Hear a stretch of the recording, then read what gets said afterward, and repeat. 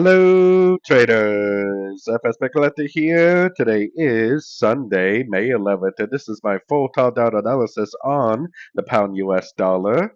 If you haven't done so yet, definitely do check out my free Discord channel, which is linked down here in the corner at the end of the video. And make sure to take a look at my website, fxpipcollector.com. Watch the video on my home screen to learn more. So, anyways, on the pound dollar, I do have a couple outlooks. It is definitely possible that this whole move up right here is just a pullback to this move down, like a correction. We are at the 78%, and I mean, it is possible that it does make a lower high and just keep on going down. But because of the US dollar index and the correlated euro US dollar, I think this is almost definitely a wave A. I think this is one, two, three waves down for a wave B, lower high wave B compared to the low of the trend, meaning that it's probably an expanding wave A, B, C correction, like a flat, an expanding flat. The target for an expanding flat is the 161, 178, which is where I have this little box right here. So I'm actually expecting more likely that the pound dollar is going to go up someplace around the 1.5 area before it potentially starts going back down. And this potentially is going to take, all year, maybe even part of next year to play out. But I don't care if you're trading the 1 minute time frame, these higher time frame analysis is very, very important.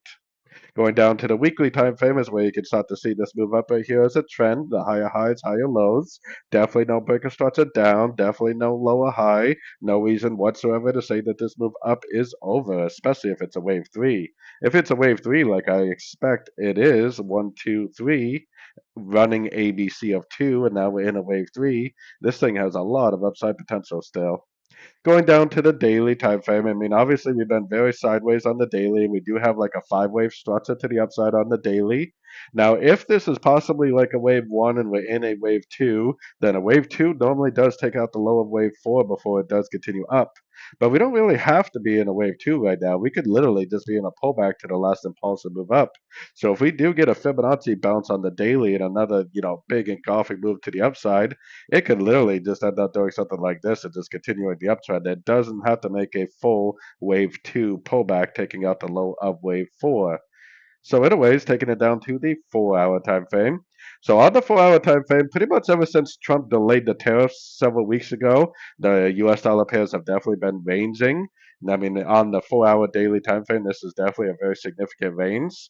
Looking at the euro dollar and a few other pairs for correlation, I'm kind of thinking this might actually go up a little bit, and this might actually be an A, this is a B, and then it goes down to like, the 30, 50, 61% or whatever it decides to do for a wave C before it actually continues the uptrend.